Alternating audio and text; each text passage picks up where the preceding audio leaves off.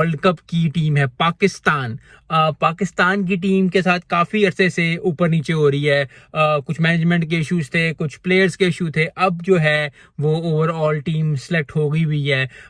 अभी भी देखने को बहुत स्ट्रांग टीम लगती है पेपर पे, लेकिन हमारा मिडल जो ऑर्डर है वो बहुत ही वीक है, और उसके बाद जो है बॉलर्स को भी ठीक ठाक मार पड़ जाती है। तो आई होप कि नसीम शाह की इंक्लूजन हो वर्ल्ड कप के अंदर। और दूसरी बात कि हमें ओपनर का कुछ ना कुछ करना पड़ेगा। जब तक ओपनर्स नहीं चलेंगे पाकिस्तान के, चीज़ें नहीं सही हो सकती।